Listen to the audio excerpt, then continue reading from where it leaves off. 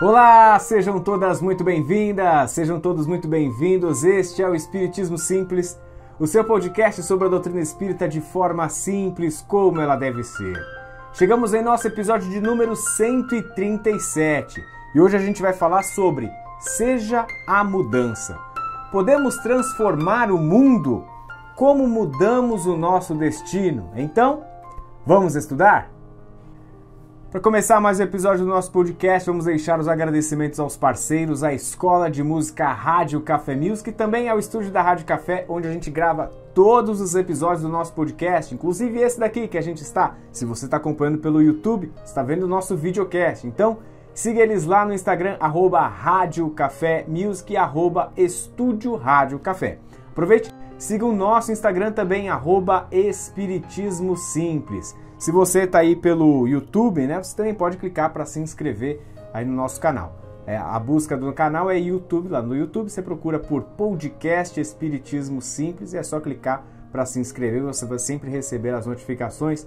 Toda segunda-feira, às 6 da manhã, vai pintar aí no seu celular para você não perder nenhum episódio, beleza? Estamos também lá no TikTok, é o mesmo arroba do Instagram, @Espiritismo Simples. E se você escuta aí a gente pelo Spotify, pelo Deezer, Google Podcasts, clica aí para seguir também para você começar a ser notificado dos novos episódios, beleza? Começando então mais um episódio, a gente vai falar aí sobre ser a mudança, mas antes disso, a gente acabou de ter aí, né, no nosso Instagram, a gente foi bombardeado por marcações aí do pessoal que acompanha o podcast, nas retrospectivas, o pessoal colocando, Espiritismo Simples é o top 1, número 1, o pessoal, né, acompanho sempre. Então, eu queria agradecer vocês todos, né, que marcaram a gente, que acompanham a gente, estão nessa trajetória. A gente cresceu, dobrou de tamanho nesse ano, então, muito obrigado a todos aí pela participação, por estarem sempre engajados, mas a gente não faz isso sozinho. Queria então trazer aqui para, pelo menos quem está vendo ali pelo YouTube, né, o videocast, vai conseguir ver um pouquinho do nosso pessoal. Por favor, Lucas Sereno, abaixa um pouco aqui a cabeça, Lucas Sereno, que nos ajuda aqui, ó.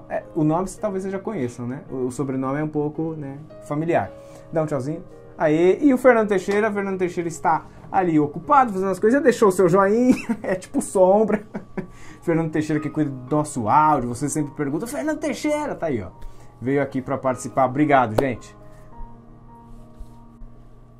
Entrando no nosso tema em si, todos querem a mudança, mas ninguém quer mudar. É isso, né? É um pouco esse pensamento que acabou direcionando esse episódio. Ele veio por conta de uma charge, né? Estava montando o tema do episódio, aí até o Fernando vai poder colocar aqui na tela pra gente ver essa charge. Todos querem a mudança, mas quem quer mudar, né? O rapaz, ele levanta a mão perguntando, quem quer a mudança? Todos se posicionam que querem, mas na hora que ele pergunta em seguida, quem quer mudar, aí já fica um pouco mais difícil, você não vê ninguém levantando a mão. A partir disso que vem esse pensamento do podcast, a partir daí que a gente tem que pensar e refletir um pouco mais sobre o que a gente espera no mundo, quem que tem que começar a agir, ou qual mudança que eu quero para mim, quem que tem que começar a se mexer, quem tem que sair da sua zona de conforto, quem tem que se movimentar. É tudo dependendo da gente, né? Sempre parte de nós mesmos. E aí, quando a gente fala também de política, né? A mesma coisa, a gente sempre levanta a mão que a gente queria que na nossa rua tapasse um buraco, que tá lá um buraco na rua, ninguém arruma. Eu queria que tivesse mais uma praça, eu precisava de árvores na minha região, no meu bairro. Mas quantos de nós nos engajamos, vamos atrás dos nossos direitos, que pedimos esse tipo de coisa, né, na prefeitura, que seja, em qualquer questão que está relacionada à política, é muito parecido também, né? A Assembleia de Condomínio, também já trouxe esse exemplo antes, né? Quantas vezes a gente vê a convocação, a gente fala, a gente precisa mudar, e aí a gente também não se movimenta para querer e fazer a mudança acontecer. Reunião de pais disso da escola, né? Outro tema que, assim, sempre está muito relacionado ao pai que quer ver alguma coisa diferente, meu filho não está se dando bem, precisa mexer, precisa arrumar alguma coisa nessa escola, mas às vezes não vai na reunião de pais. Então, tudo parte da gente. Se a gente quer a mudança, nós temos que ser o exemplo, nós temos que ser o primeiro interessado em tudo isso, né? E daí, a gente fala de mudança e a mudança, ela exige mudança, né? E mudar vem de mover, vem de sair do lugar, deixar essa zona de conforto que é tão cômoda pra gente, né? Mudar é trocar de lugar, é movimentar, é mexer. Quando a gente fala do aspecto espiritual da coisa, o que mais pode estar relacionado aí a mover, a movimentar, a mudar, a mudança, é a nossa reforma íntima. Reforma íntima, para quem não sabe, é esse pensamento de você observar aquilo que tem dentro de você, você refletir os seus acertos, os seus erros e aí tentar ser alguém melhor. E perceber nessas mudanças o quanto que você também evolui e dá para você fazer melhor a cada dia. Esse tem que ser o pensamento principal, não só do espírita, daquele que acredita em alguma coisa maior, aquele que quer ver uma mudança no mundo. A reforma íntima é o primeiro passo. A gente não tem que mudar nós mesmos? Então, a reforma íntima, ela auxilia justamente nesse processo, para que a gente perceba aquilo que está errado, o que dá para a gente melhorar, o que a gente já tem feito certo e fazer de fato a mudança. E é isso. Qual que é o pensamento quando a gente está falando sobre onde estamos hoje? Qual lugar você está hoje, né? É o pensamento inicial da reforma íntima. Onde você está hoje? Em qual lugar você se coloca na sua reforma íntima? Você tem feito a reforma íntima? Você tem refletido sobre como você pode ser melhor?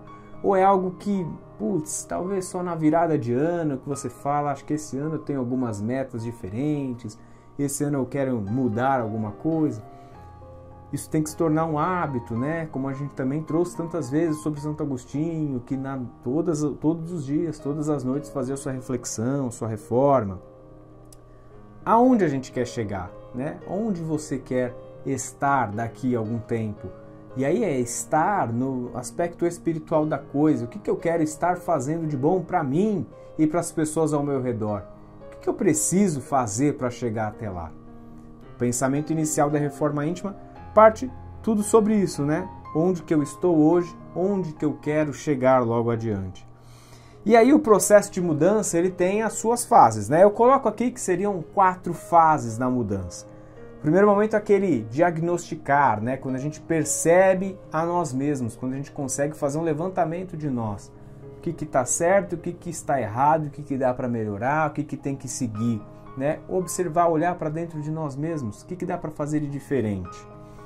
Depois a gente vai para a etapa de planejar. Como fazer as coisas, né? Como que eu saio do ponto A, onde estou hoje, incomodado, e como que eu chego no ponto B, que é onde eu quero estar. Eu preciso planejar e ter uma estratégia. Isso daí depende. Por exemplo, uma estratégia 1, eu vou meditar todos os dias. Então essa vai ser uma primeira estratégia. Eu vou ler um livro espírita, pelo menos um livro espírita por mês. Já é alguma coisa que vai ajudar na nossa reforma íntima, no nosso processo de mudança. O terceiro momento aí é mão na massa, agir. A gente tem que fazer, não basta só pensar, querer que Deus nos ajude, que a espiritualidade que é tão boa, tão caridosa, não tão compassiva, né, que nos ajude em tudo isso. Então, agir, mão na massa, executar. O que dá pra gente, então, agora começar de fato a fazer? Eu falei que eu queria ler um livro espírita, beleza? Vamos pegar o livro? Qual livro vai ser? Vamos começar agora em janeiro? Vamos começar em fevereiro? Em algum momento a gente tem que fazer, a gente tem que se mexer. E depois avaliar. Pegou todos esses 3 passos, né? Desde você fazer esse diagnóstico, você planejar e executar, aí é fazer aquela reflexão, aquele feedback, né? Voltar para você e pensar o que foi interessante nessa sua trajetória, o que valeu, o que não valeu nesse seu processo de mudança, de percepção de si, de crescimento espiritual no final da história. E aí falando sobre, né, avaliar, pensar muito sobre onde a gente está acertando, onde a gente está errando, tem uma frase do Cortella, que eu também já vi na internet, que alguns associam a Samitiba, né, aquele pesquisador, e ele fala assim, não é errando que se aprende, mas corrigindo o erro. Então, de novo, não é errando que se aprende, mas corrigindo o erro. E faz total sentido. Não é só errando que a gente vai acertar. A gente tem que mudar alguma coisa, a gente tem que ajustar a rota. Então, beleza, errei sim. Vou continuar errando? Não vou continuar errando. Mas como eu faço diferente? Como que eu mudo a rota? É isso que é o essencial para o nosso crescimento, para o nosso aprendizado. quando a gente volta para aqueles 4 passos, né, a gente percebe que eles se adaptam a tudo que a gente quer mudar na nossa vida. A gente estava dando mais foco para o lado espiritual, mas, por exemplo, eu quero mudar um pouco a minha vida, tornar uma vida mais saudável. Poxa, diagnosticar. O que eu tenho feito hoje? Quais hábitos eu tenho? Quais hábitos eu deixo de ter? Eu faço atividades físicas? Eu me alimento direitinho? Depois, planejar. O que dá para eu agregar na minha rotina? O que eu consigo incluir no meu dia a dia para mudar isso? Para que eu tenha atitudes diferentes? Agir, começar. Vou começar a correr todos os dias um pouquinho, 20 minutos, um pouquinho. Dá para fazer. Avaliar depois disso tudo. O que dá para a gente adaptar? Esses 20 minutos agora já se tornaram 30 na corrida? Oh, que ótimo! Isso é um exemplo da vida saudável. Na vida profissional, dá para fazer esse mesmo exercício. Na vida pessoal, como eu sou uma pessoa melhor ou pior para os meus familiares, para as pessoas ao meu redor, aos colegas de trabalho. E espiritualmente, como a gente diz, esse olhar dos 4 passos também para a reforma íntima, né? E aí aqui eu queria trazer uma mensagem, que a mensagem é do Espírito Bezerra de Menezes, no livro de Bezerra para Você, psicografada por Aurora Barba. Foi até de um episódio do podcast do De Luca, ele sempre presente, né? Que ele traz esse trecho do livro, dessa mensagem psicografada por Bezerra de Menezes, e nos faz refletir muito sobre esse olhar diferente, ó. Olha aqui, que vai conduzir muito sobre como que a gente muda o nosso próprio destino.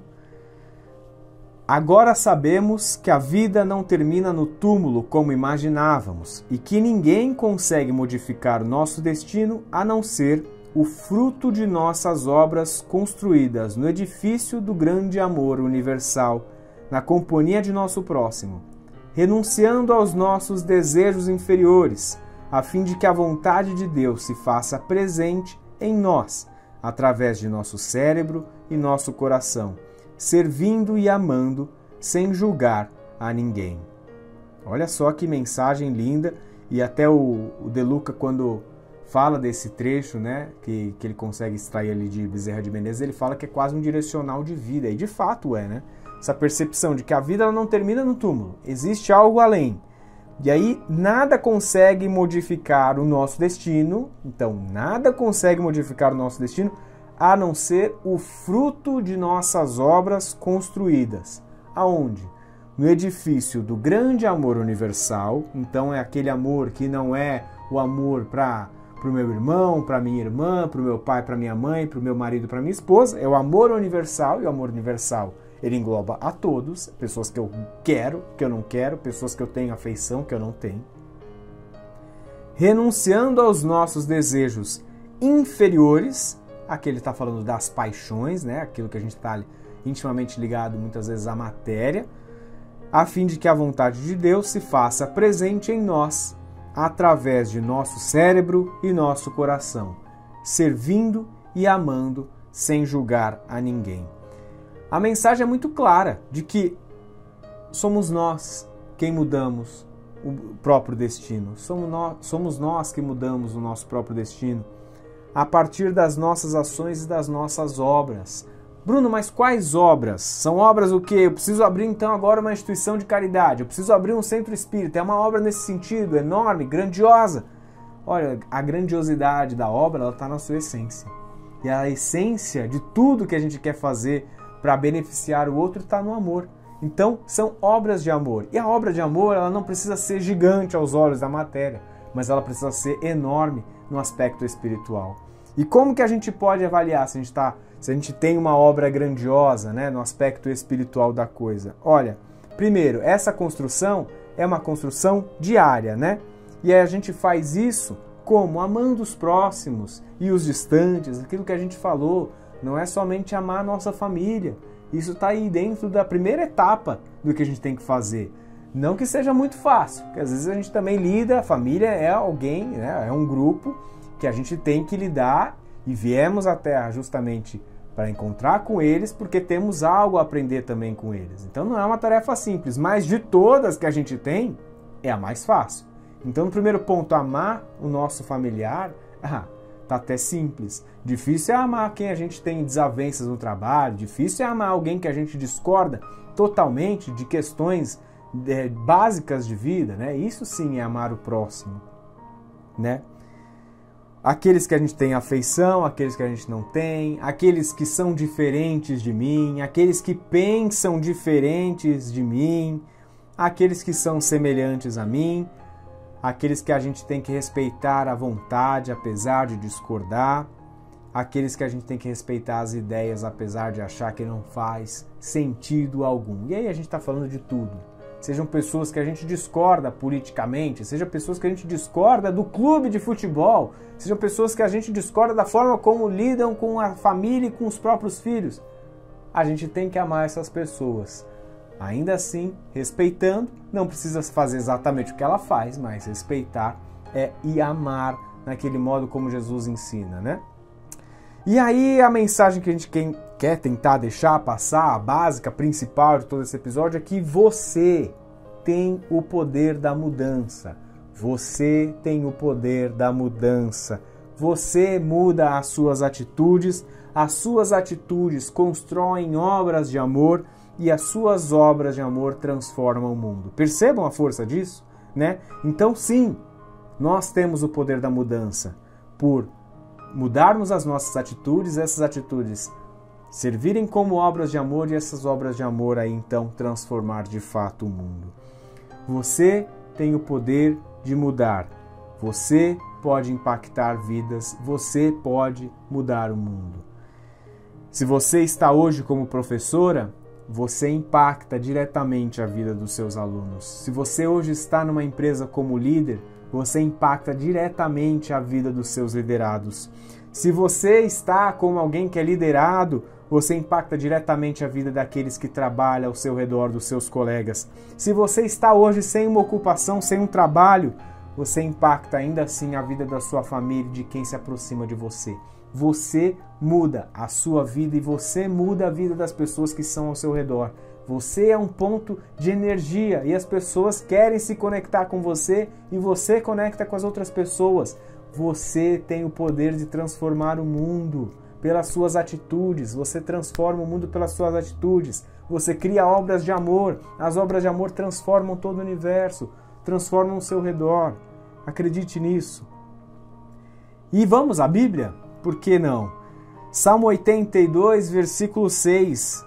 Jesus dizia, né? Vós sois deuses e filhos do Altíssimo, né? É passado. Vós sois deuses e filhos do Altíssimo.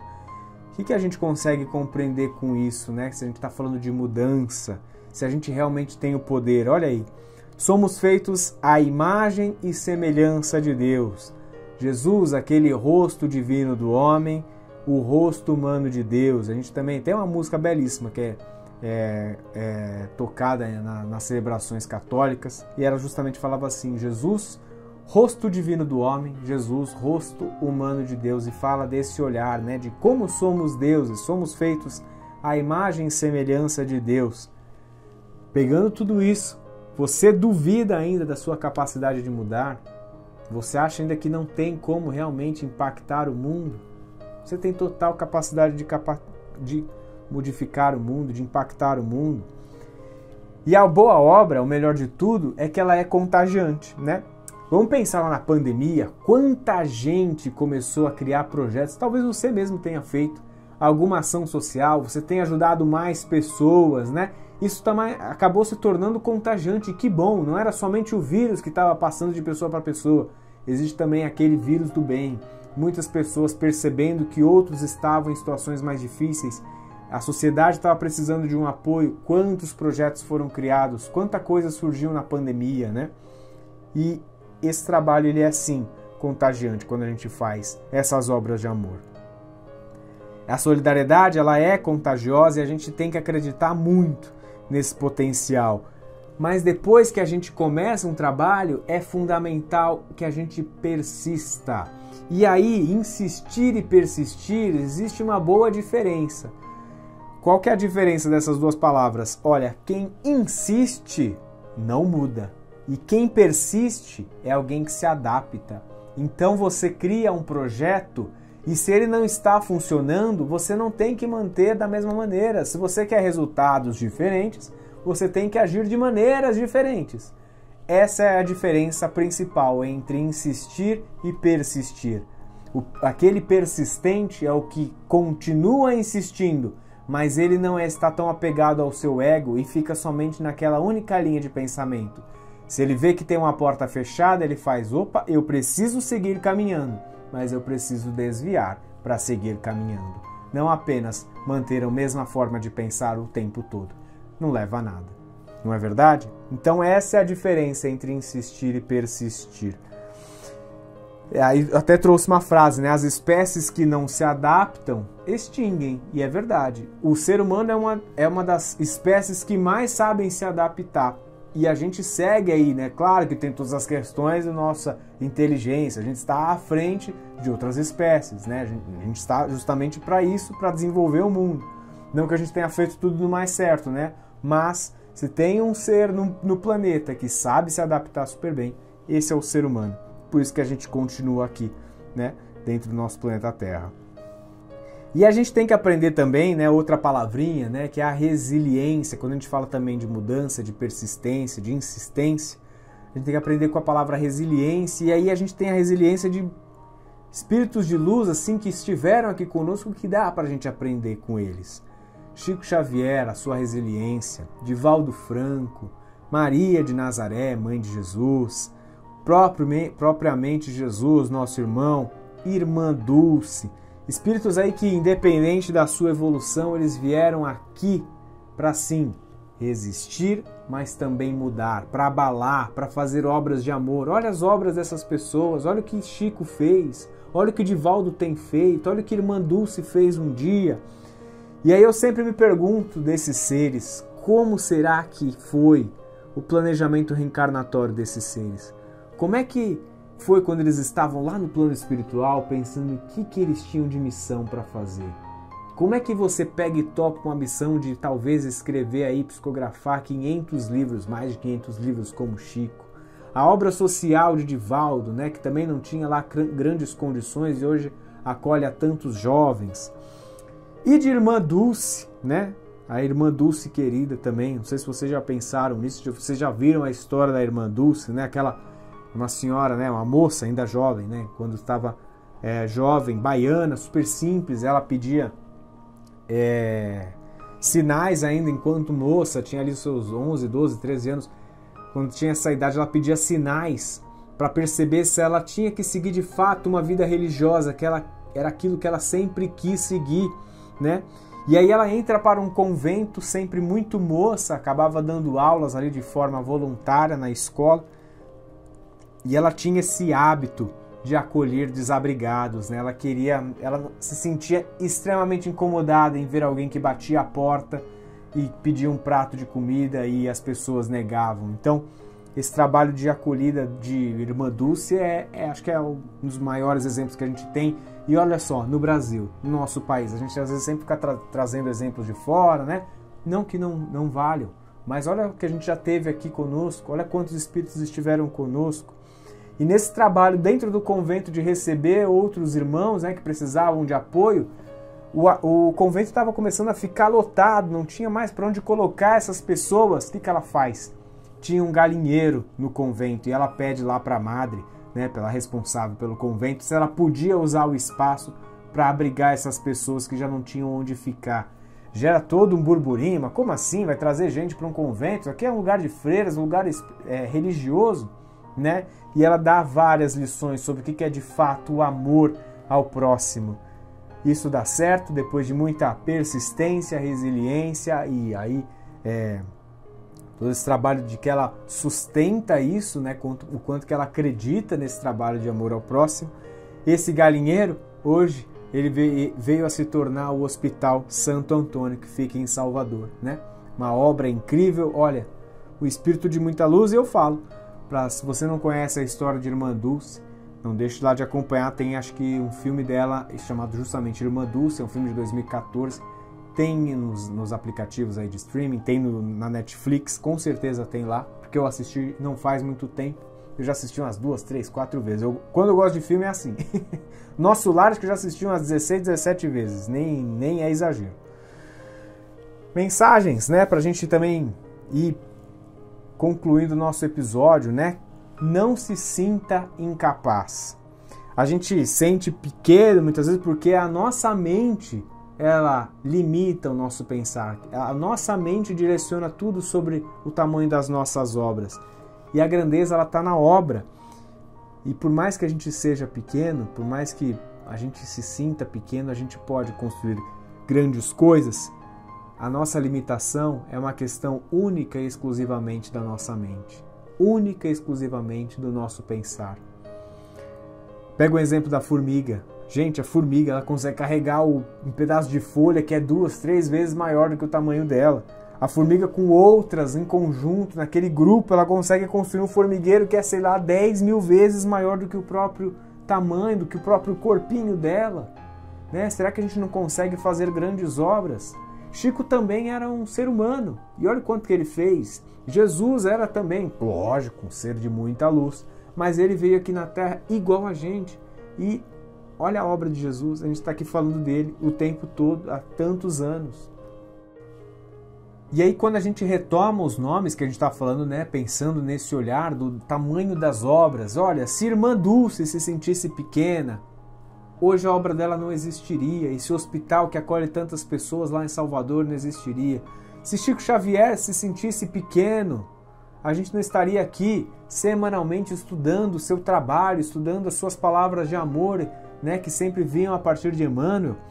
Se o Cristo se sentisse pequeno, meu Deus, a gente não teria ele no nosso coração, ele não estaria aqui como nosso guia e modelo. Então, esse olhar tem que partir da gente, a gente tem essa capacidade de chacoalhar o mundo quando a gente muda dentro de nós mesmos. Essa é a principal mensagem do episódio. Eu não sei qual que é a obra que você quer fazer na sua vida, qual que é a obra obra de amor que você pensa para o mundo, para as pessoas ao seu redor. Não imagino, mas que possa ser aí um projeto social, que possa ser começar às vezes um Instagram de mensagens positivas, um Instagram que ajuda outras pessoas, que tenham mensagens de reflexão, um trabalho que acolhe mães que perderam seus filhos. Não sei. Você quer se tornar voluntário, não sei qual vai ser o seu objetivo. O importante é, a sua obra, ela é enorme, e ela é enorme a partir do momento que a gente consegue vislumbrar e imaginar o quanto de pessoas que podem ser apoiadas, ajudadas com tudo isso. Então, já estamos aí quase caminhando para o final do ano, né? Já estamos aí no último mês do ano. Planeje o seu 2024, coloque essa sua obra, imagine o tamanho, a grandeza, o quanto que você quer ajudar outras pessoas, o quanto que isso pode impactar vidas, né? O que essa mudança pode fazer, quais são os seus planos para o próximo ano, né? Tenha tudo isso em mente.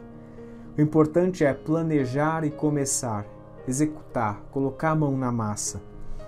Dê mais significado a sua própria existência. A nossa vidinha não pode ser somente acordar de manhã e ir para o trabalho, voltar para casa e encher o bolso de dinheiro e comer bem e voltar para casa e trabalhar e dormir, voltar e trabalhar, ganhar dinheiro, comer. Vamos dar um pouco mais de significado à nossa existência, o que a gente pode chacoalhar esse mundo, como que a gente pode tornar ele um lar melhor. O que dá para você começar hoje? Pense. O que dá para você começar hoje, hoje mesmo? O que já era para ter começado antes? Qual que era aquele projeto que ficou na gaveta? O que já devia ter sido iniciado? O que não devia ter parado? Qual era o trabalho que você já tinha o hábito de fazer?